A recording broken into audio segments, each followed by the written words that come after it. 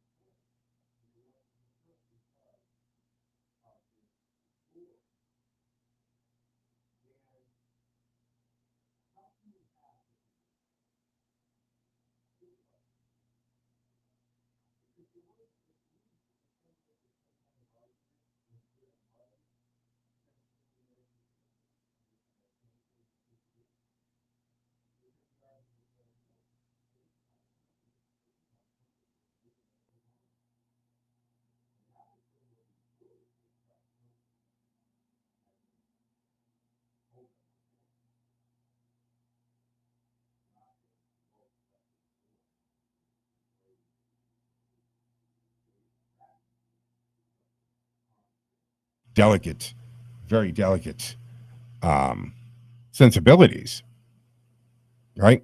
That is the crazy part of that. 508-871-7000 to join the conversation. Again, 508-871-7000. Don't forget, we're live streaming on the TuneIn app as well as Facebook and Twitter. So they decide to create this board, misinformation, disinformation board, and it is beyond Orwellian. They're saying that this is going to be a beacon of misinformation, guys. And to pick this person, Nina Jankowicz, as I said, she's part of the Wilson Center, a think tank. And she has been such a prolific spreader of misinformation and disinformation that it blows the mind. And you know what they need? You know what they need in the White House? Or at least in the DNC? They need that character they had on the West Wing, Ansley. Right, she worked in the basement, but they had the token Republican, and they used to run things by her to see how the Republicans would respond. That's what they need. They need to bring somebody outside of their bubble and talk about this stuff, because within their bubble, within the walls of the White House, the DNC, Pelosi's office, when they say, "Oh, Nina Jankowicz, let's have her head this up." Now she's with DHS. They really needed somebody to be like, wait, you really think that's a good idea? Let's go look at her tweets and her Instagram postings and what she's said publicly in the past, and see how well the Republicans and the conservatives will swallow this. So that brings me to the question with this disinformation, misinformation board, folks. Who makes the call? Who makes this call?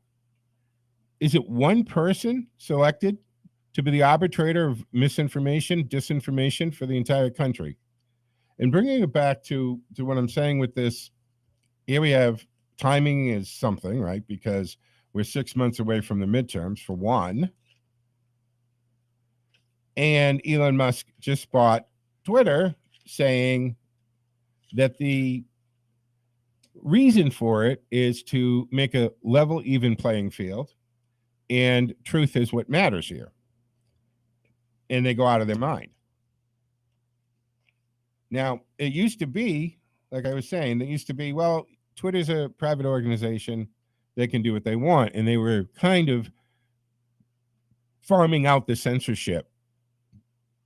Now that Twitter will not play that ball game with them anymore, now that Twitter will not be the propaganda arm for the federal government and censor private citizens and private speech.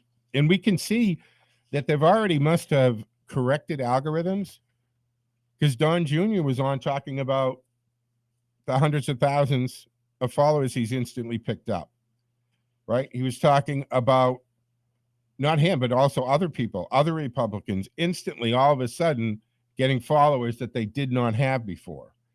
508-871-7000. Let me jump to the phones real quick before we have to go to the break. Hey, you're on with Joe Mangiacotti on the Joe Mangiacotti Show. Who do I have?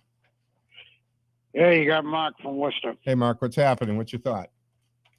Yeah, I read the article in the New York Post this morning, what you're talking about. You know, the problem with this is it's part of the DHS, Department of Homeland Security, which means that you got the Ministry of Truth with teeth. Yeah. That's the most frightening part of this, with teeth. The full force of the federal government backing them up. That should be enough to frighten the pants off of anybody. Absolutely. But one of the things I was going to bring up here is now that they're saying, okay, we can't have Twitter do it anymore for us, so we will do it. The government's going to do it firsthand. Now, the First Amendment, which they've always been saying that Twitter wasn't applicable to Twitter because they were a private organization, it actually is applicable to the federal government, folks. And that if they create this board, or they have created this board, is it going to pass constitutional muster? Because how can the government possibly officially censor free speech? It's got to be challenged. How come no one's talking about that? That they just can't come up and do this. Obama tried that SAPA, right? The standards on the websites. But we got to take a break here, and we'll come back and continue this conversation on the other side, folks. Dr. Satya Mitra has journeyed from a childhood of poverty and homelessness to a successful career as a financial advisor, motivational speaker, and community leader. Now inspired by his guru, he uses his experiences to positively affect the lives of underprivileged people. We strive to house our blindness, poverty, homelessness, female empowerment, and good citizenship initiatives. Mark? Oh, he's gone. 508-641-8441. There are many health benefits found with CBD Bionaturals. Fight infections, inflammation, and stress. Visit cbdbionow.com. 93% of adults listen to the radio each week. Of those exposed to radio ads, over half made a purchase. Despite how often the media reports on newer forms of advertising, it is, in fact, free broadcast radio that most effectively reaches and truly influences customers. Radio allows you to place your company's message directly to the radio audience for 30 or 60 seconds, and it's a gold mine. Radio advertisements are more memorable compared to written and visual ads. It's just this simple. Sound is stored more effectively inside memories. Reach over 90% of this market's potential customers with your radio message on WCRN Full Service Radio. Call station manager Chris Thompson at 508-870-5803, extension 222, or visit WCRNradio.com.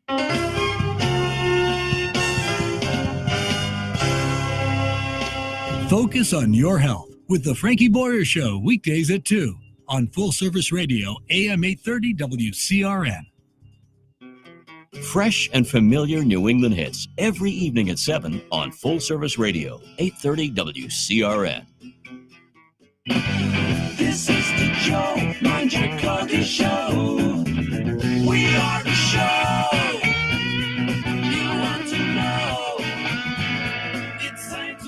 to Joe. All right, folks, welcome back to the second segment of the Friday edition of the Joe Mangiacotti Show. And remember, we're now here Monday, Friday, and Wednesdays on top of it, as well as Sunday morning at 6 a.m. for the Sunday morning talk block with myself and Mike Wade and Peter Blue coming in at 9 o'clock. Even Jerry Doherty joins Peter at 9:30 for a segment. So that's intact, folks. Listen to that. And Mondays, Wednesdays, and Fridays at 1 o'clock for the Joe Mangiacotti Show. 508-871-7000 to join the conversation. Wednesdays and Fridays are cold calls, no producers, so it is just go to the phones and see who's there like we will do now. Good afternoon. Who's calling? This is Ken from Bolton, Joe. Hey, Ken. How you doing? Fine. So this Truth and Misinformation Board, are you calling about that, or is there something else you want to get to? Well, there's some immediate things going on, and they started Wednesday afternoon with a local rep. You're talking about the OUI situation. Yes, and I've been talking about the deadline being May 31st. So you're saying, hey, this is a good guy to challenge. Well, the deadline's quicker than you think it is. Yeah. Because that's the way Massachusetts does things. They have a final deadline, but, there's a lot of tripwires before that. You're waiting for the final deadline. They'll say, oh, no, you missed the deadline. Huh. So the first deadline is actually for signatures. Right. And apparently that's Tuesday. How many for a state rep seat? Do you know? 150. Just 150 Just 150. for state rep. So folks, here's the district. As it exists currently, it includes all of Leicester and wards 7 and 8 of Worcester. But, we just finished up the census and the impact of the census that happens every 10 years. And lo and behold, once all this happens, and it's going to be tricky to figure out which district you're in. Yeah. Because apparently Leicester's now out, and it's all Worcester. Not all of Worcester, but I would assume the southwest corner as it was, and then probably expanded. Now, this So is State that's Rep kind of the way it LaBouffe, looks by the map. right? This guy LaBouffe, is that how you pronounce it? Yeah. Is he, do you know what they call that seat by chance? You know how they I'm have not sure. Worcester something, Well, Worcester listed as first, second, third. 17, and I believe it still will be, Say again? if that's what you're asking for. It was 17, and I believe it still will be 17. All right. So, yeah, I didn't get big into this, but apparently he's driving, 4 times the legal limit when he did a breathalyzer. The front right tire, wheel, not just the tire, folks, Yeah, the it's just wheel. driving on a rim. No, I don't even think the picture I saw, the rim wasn't even there. It was down. It was down to the thing where the brake is, and you put the wheel on, and into the wheel, not just the tire, gone. And just littered with nip bottles. And, Yeah, I guess 9. Oh, well, that's littered. I don't know. Obviously, this guy, I have no idea. I could have met him over the years at something and not realize it. I don't know him. He's only 32. Yeah, he's a young guy. I have no idea. I hope that if this is a indication of a deeper issue, that he gets help and he fixes things. But As with any person. yeah, but how dangerous was that? How? Let's just jump to he's representing, let's say 10,000 people. I'm just going to pick a round number. I don't know what the number would be. I don't want a drunk representing me. So you got to act, folks. If you happen to be in Ward 7 or 8, or find out that you're in the district that he is planning to run, and apparently he hasn't even put in his signatures yet. So that's up in the air, which is probably deliberate in order to keep people away, because it's uncouth to go after him. That's so mean to do that, to actually run for the seat because the people are being unrepresented. But I think it's time we did. And given the opportunity, I think there's ways of getting a sheet that has the proper format and everything that you can probably get from the state this afternoon. Anybody's thinking about it. Oh, you can download those, actually. Yeah, Not, just not a download it. problem. My feeling on running, Ken, is I don't think that a seat should ever go unchallenged. Absolutely. And that includes, even if there's someone who's been in that that particular seat for a very long time. I don't think that every time I don't think that they should get a pass every time. I think that they should be challenged in every time. And I think in this state, I think the Republicans should never ever allow any seat to go unchallenged. And I Agreed, think folks. back to the debate with Scott Brown, and the moderator referred to it as Kennedy's seat. And Oh, yeah, Scott the Brown came Democrats- back and said, it's not Kennedy's seat. It is the people's seat. Well, you know, donations for $41 were rolling in from all over the country after that. Sure. Because people wanted the seat to stop being the Kennedy seat. And I'm talking checks were coming in from Arkansas and Iowa and Indiana. Like it hit the national news, and his impromptu response to that was the best that he could have done, and pointed out it's not Kennedy's seat. No seat belongs to a politician. So this guy should be challenged. Everybody should be challenged every time around, because I think it keeps them honest. Well, it's a figure of speech, folks, but it keeps them on their toes, and I think they should be challenged. And you never know. And people need the option, Ken, don't they? Don't we need an option? And we know from history that he likely doesn't have a challenger right now. I don't know. It's tough to dig this stuff out because the insiders aren't exactly going to go out of their way to tell you what's going on, unless you happen to hear them talk. And I did this morning, and it's like, oh, okay, let's make use of that information. Let's let people know your show. Hey, the Woo Sox are playing this weekend. So if this afternoon you hear this and it's like, you know what, somebody's got to run. I'm going to be that person. And get the material, go to the Woo Sox game, and I think it would take about half hour or so to get 150 tickets. What you say? Yeah, if that. But plan on spending some time and actually pressing the flesh and meeting people and talking. I mean, if you're going to run, by the way, folks, you need to have some conviction in your beliefs. You need to have a platform. You need to have a little idea of what you want. I'm telling you, just for a change doesn't always cut it. Sometimes it does. Sometimes the anti-incumbent feeling is so strong that all you need to do is get on the ballot, and that will work for you. We saw that happen a few times. And in fact, the perfect example is New Jersey last November. You remember what happened there? Yeah. The state Senate The truck driver leader got beaten by a truck driver who at first they said only had a couple $100, but it actually was 5,000. But hey, 5,000, that's not that hard to drum up in this type of situation. Here you have a story and simply tell people, I want this seat to be represented because this is who's representing it now. Show the picture, show the story, and you're off and running. Yeah. Golden opportunity. Yep. I remember that. And prove the people who say it's his seat wrong. It's the people's seat. Yeah, absolutely.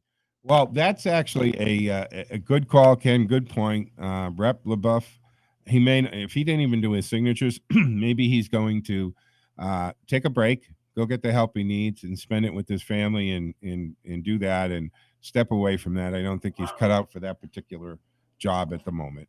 Well, either way, then he needs competition or whatever. There needs to be competition. Always need to be competition. You never know. Literally, it could be one Republican, here's this idea, gets the signatures, puts it in Tuesday. The Democrats are still confused as to what they're doing. And guess what? There's only one name on the ballot. You're in. Absolutely. It's possible. Absolutely. All right, Ken, I got to let you go there. Thanks for the call. Great call. All right, folks, 508-871-7000 to join the conversation. That's 508-871-7000. So, again, I agree with Ken 100%. Look, if Blue Sox are playing, download your signature forms.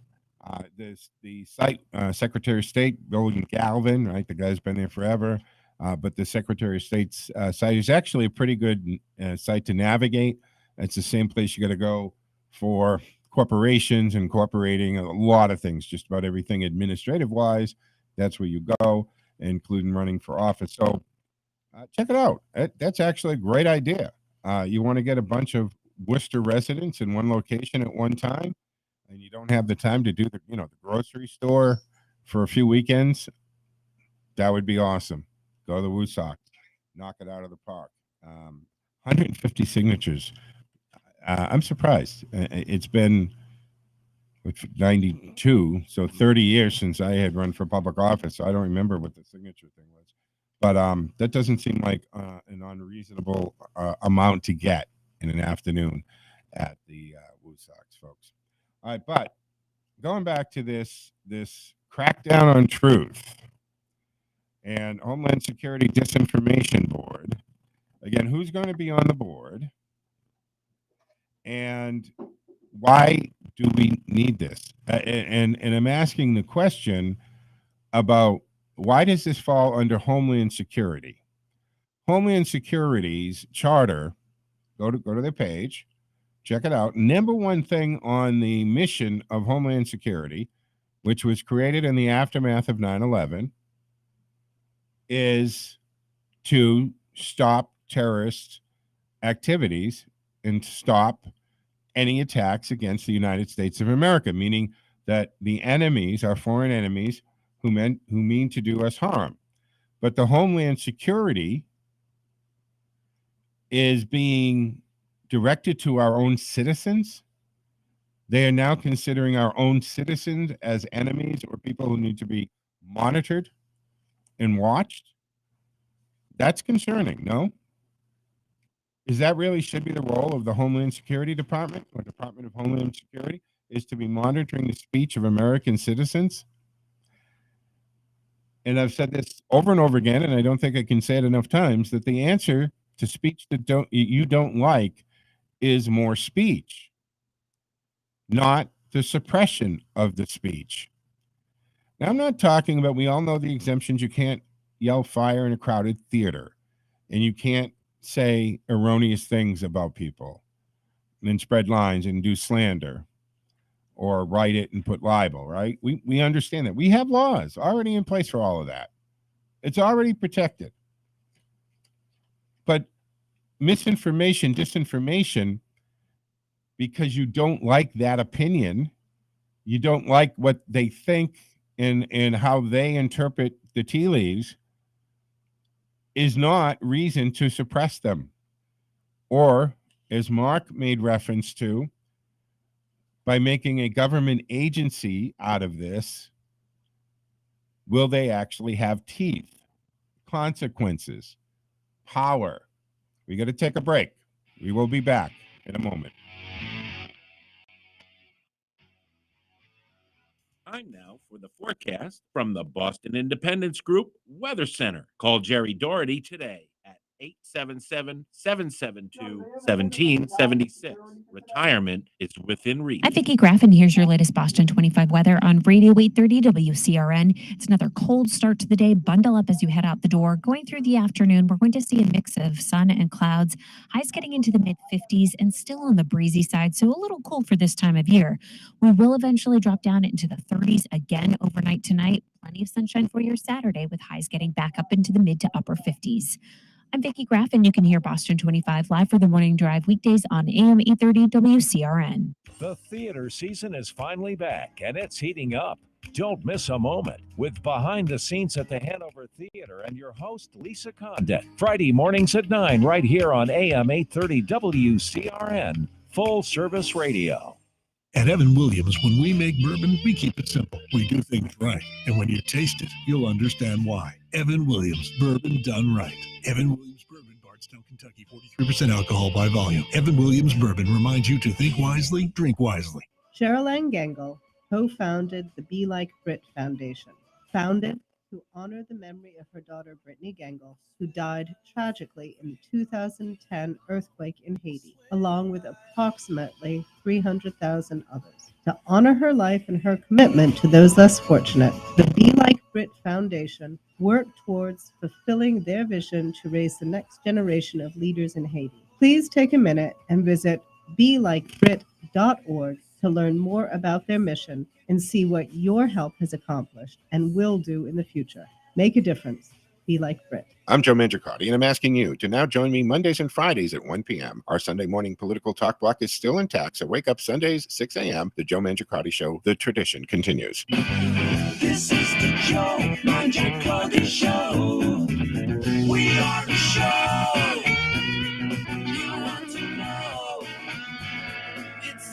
talk to you. All right, folks, welcome back to the second half of the Friday edition of the Joe Mangiacotti Show on AM 830 WCRN. And you can join the conversation at 508-871-7000. That's 508-871-7000. Hey, don't forget, it is a cold call, no producer. So when you call in, you'll just hear some clicks and it'll say, hey, what's up? Who's here? That's the way it works on Wednesdays and Fridays. Not on Mondays. Jazz is in there on that day, and she helps us out there. Don't forget, Sunday morning, too, at 6 a.m., we kick off Sunday morning talk block. So this disinformation board, now something I started to make reference to the SOPA, Stop Online, what was the P in that?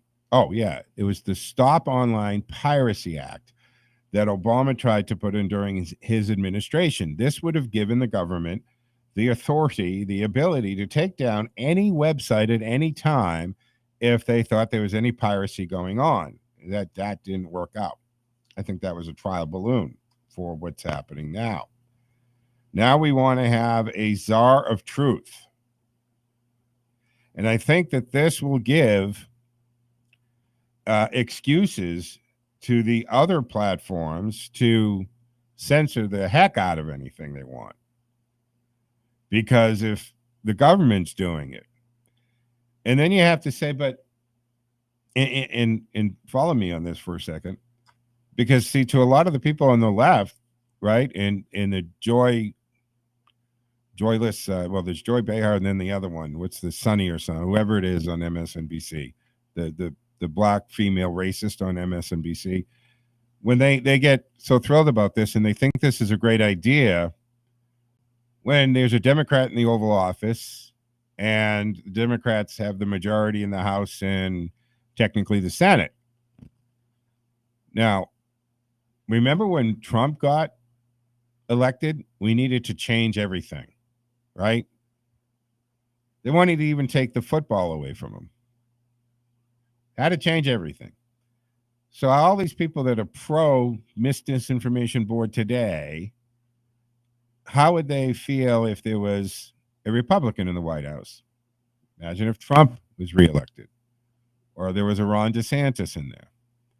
And the Congress was 70-30 split in Republican favor, meaning it had veto proof. Imagine if the Senate was 60-70 favor Republican. And it was the Republicans who were appointing the truth czar. What would the feelings, what would the position be at that time?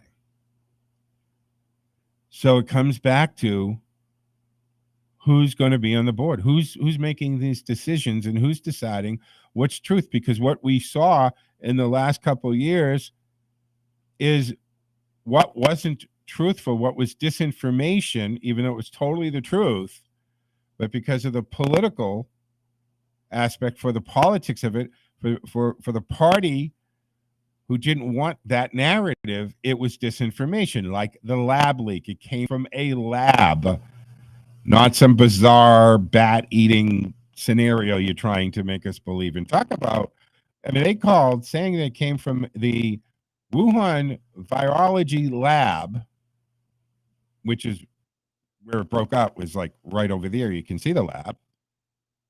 For some reason, that was racist.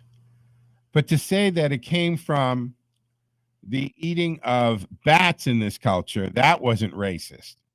You follow me on that? How like bizarre that is? So SOPA didn't work.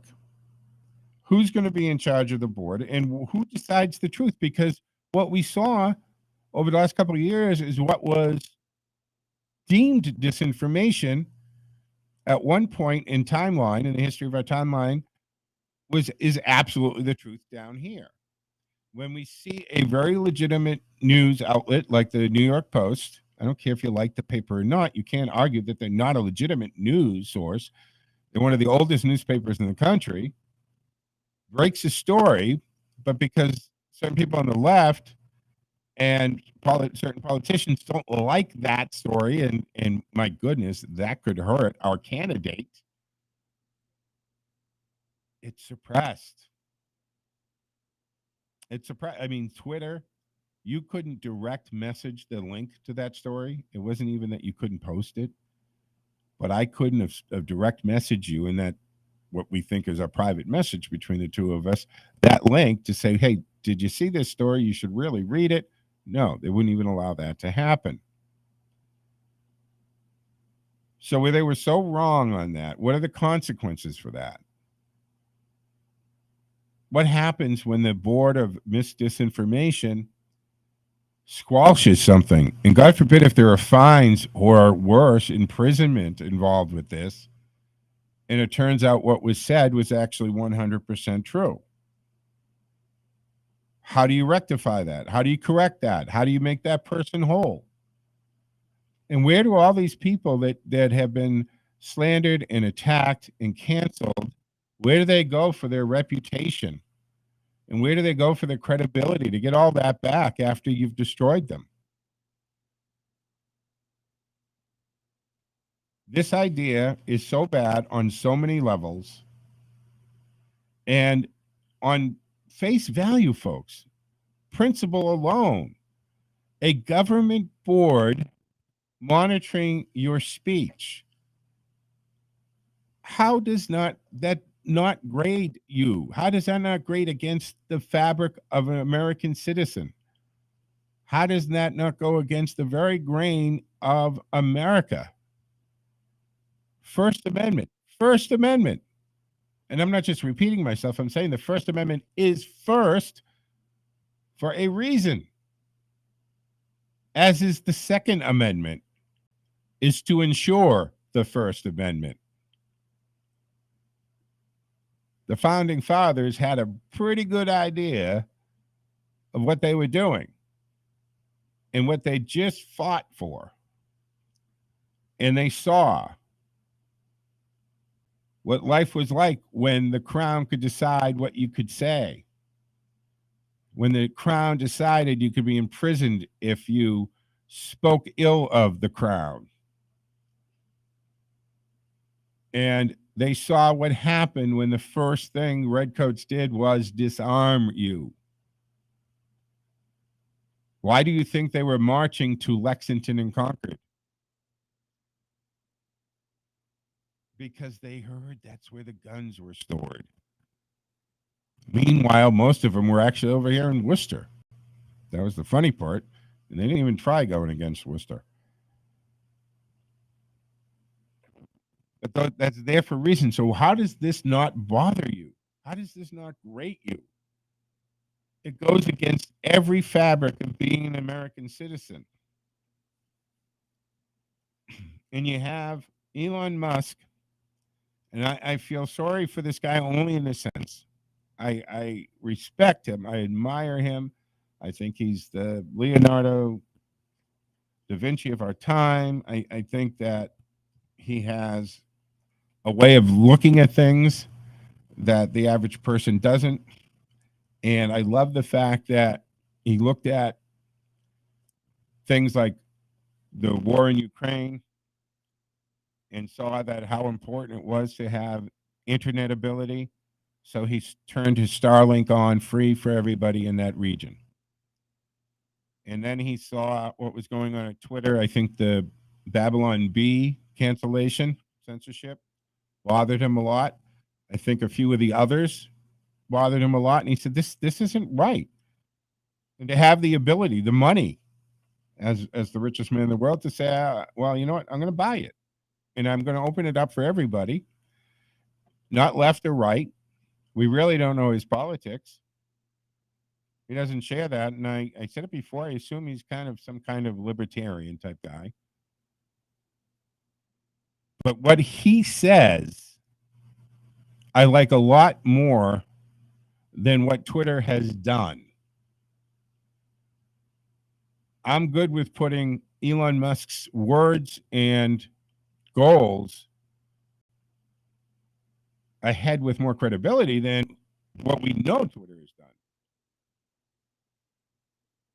And we can see already, because of the conservatives and Republicans and canceled voices out there, that or back on Twitter, and all of a sudden are getting tens of thousands, some of them hundreds of thousands of followers that they did not have 2 weeks ago. That they're getting jumps day by day. Because I think,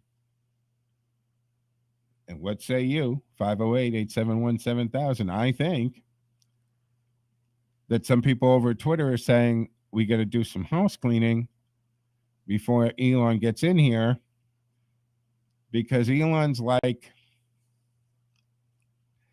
a guy buying a very expensive car. But he's not just a guy with money buying a car. He's a guy with money buying a car who happens to be a master mechanic. And as such, he can look under the hood and see how everything's working right or not working right. And he's going to be able to look at those algorithms, and he's going to be able to look at what was going on there and realize what they were doing to dampen speech, to shadow ban, and to control how many people had access to your posts and things like that. And I think that they've decided that the best thing to do there is turn all that stuff off, fix it before he gets in there. All right, we're going to take a break, come back for the fourth and final segment of the Wednesday edition of the Joe Mangiacotti Show in a moment.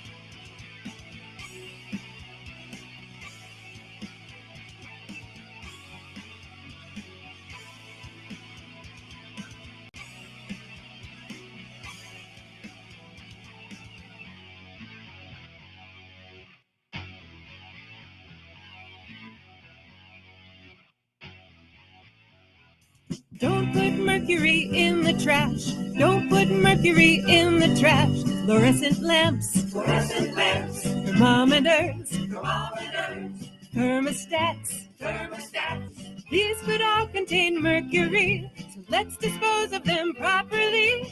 Don't put mercury in the trash. Don't put mercury in the trash. Know your products with mercury, so you can dispose of them properly. Mercury is harmful to human health and the environment. To learn what products in your home may contain mercury and where to safely dispose of them, please contact your local Board of Health or Department of Public Works or visit keepmercuryfromrising.org. Know your products with mercury, so you can dispose of them properly. Visit keepmercuryfromrising.org, because together we can keep our environment safe.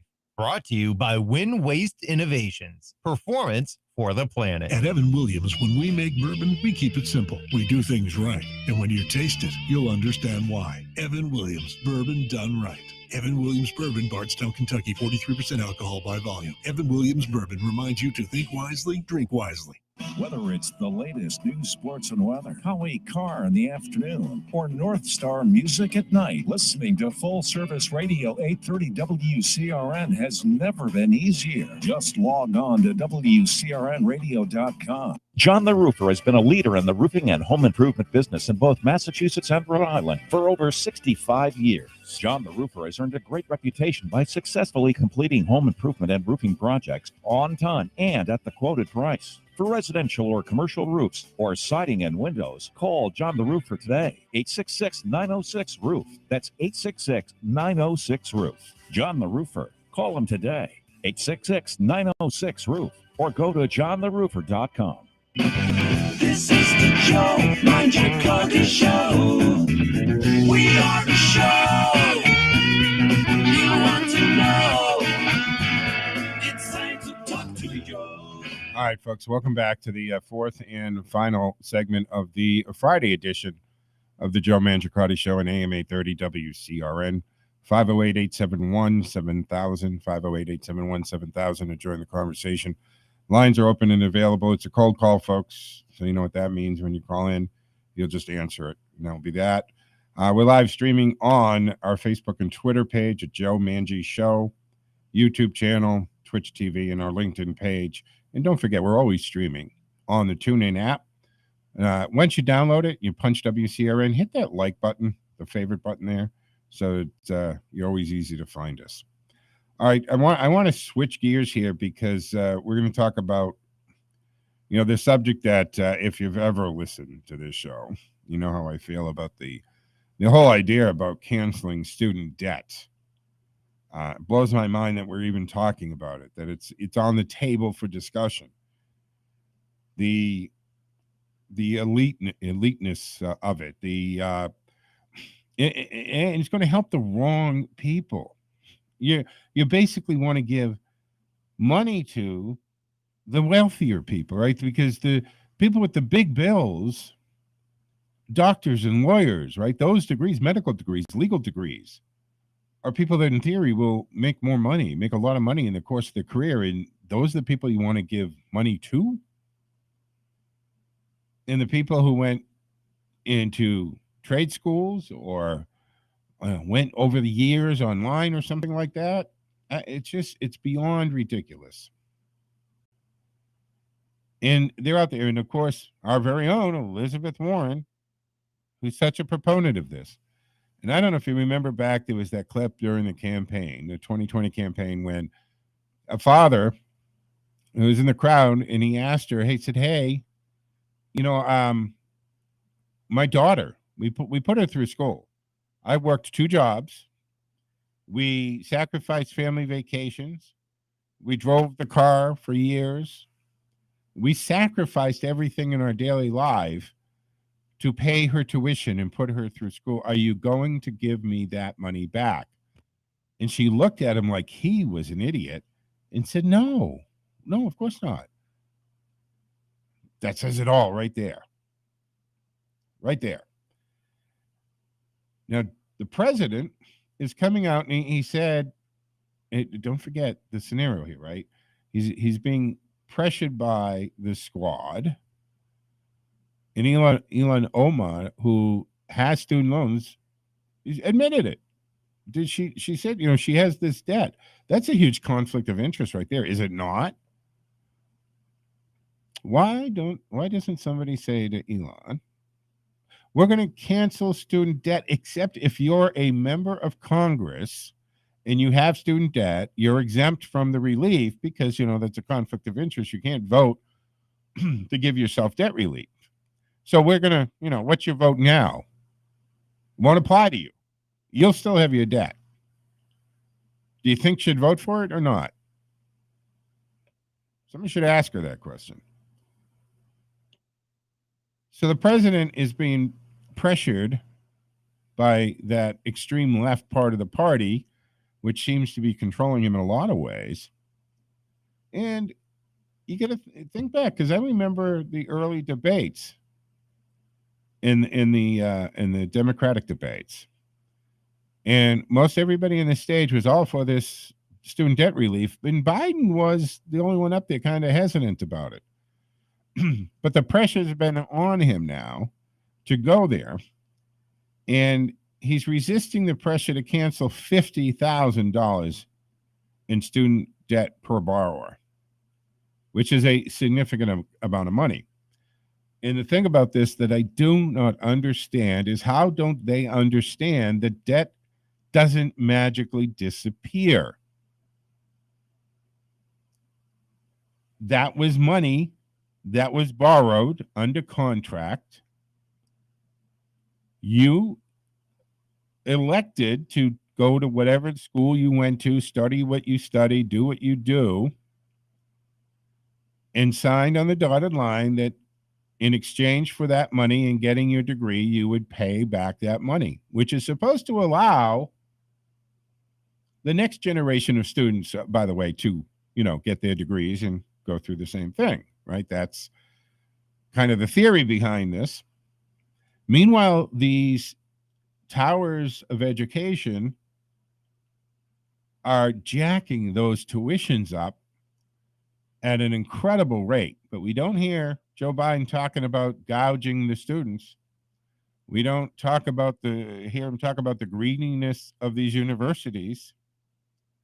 But we do see these universities looking at the fact that the government is guaranteeing just giving these loans out, and nobody's checking them on the justification of their increases. Think about that. Nobody is checking them on the increases of their tuition, how they justify those. That should be looked at. But this doesn't disappear magically, right? So that means the truck drivers and pipe fitters and the welders and the nurses and the cab drivers and the sandwich makers and baristas and whatever, all of us who, pay our taxes and, it's taken out of our checks and we file our taxes and see how much money we overpaid and what we get back. And we do that every year. That's where it's coming from. So you're asking people who already paid their tuitions or the child's tuition, or the child didn't go to college, didn't go to university because they didn't have the money. And their path in life got altered because of that. Now you're asking them to foot the bill for these ne'er-do-wells. I don't get that. Biden has already canceled more student loan debt than any other president by making it easier for students defrauded by for-profit colleges or those working in the public sector to receive forgiveness through existing relief programs. So he's already done it to a degree.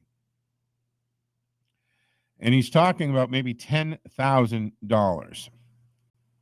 But you have to look at that for a second.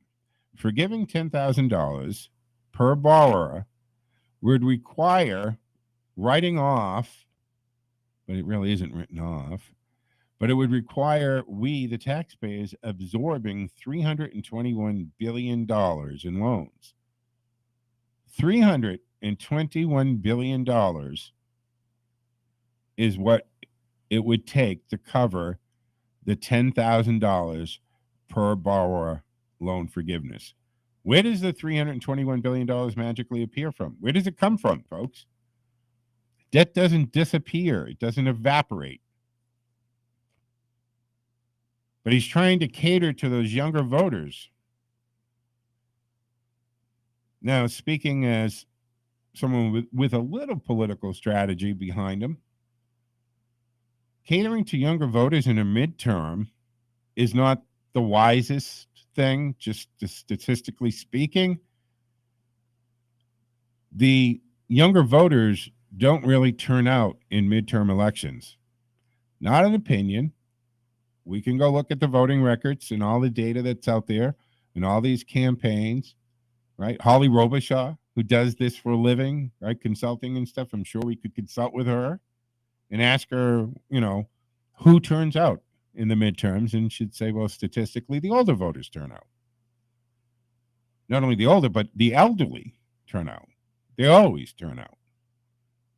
And that younger voters in midterms, because it's not a presidential election, right? They're not stirred up by either Barack Obama or an anti-Trump or something like that, so they don't turn out. So to cater to younger voters in the midterm isn't a real great political move anyway. So who are you catering to, Joe?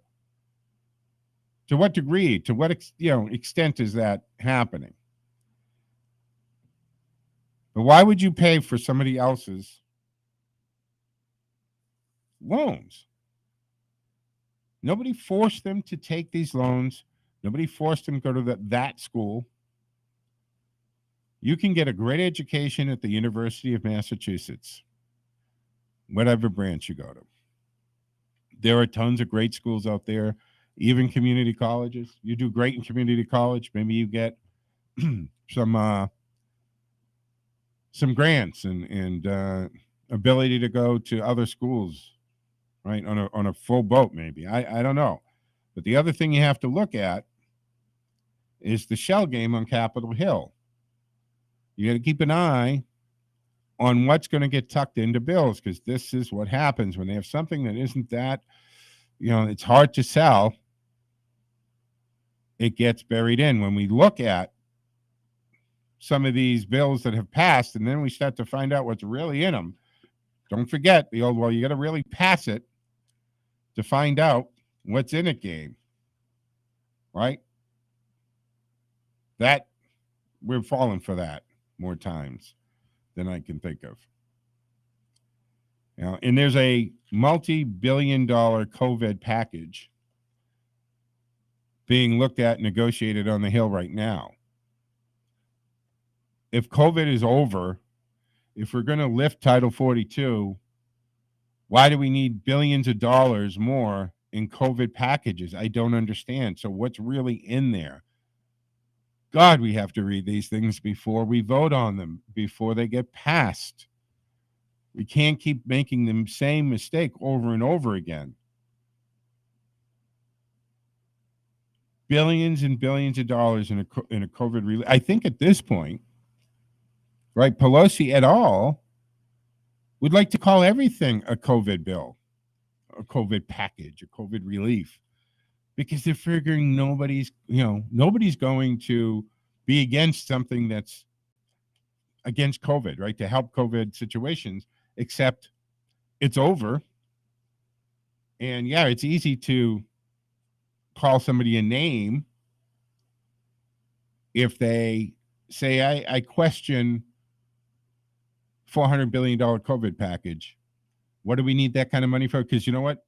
Billions of dollars that we sent out there to the school systems for ventilations and stuff, they never actually used it for that. But this has to wrap up Friday's edition of the Joe Mangiacotti Show. I'll be back Sunday morning at 6 a.m. for Sunday morning talk block, and then Monday afternoon as well. Hey, enjoy your weekend, folks. Joe Mangiacotti, out.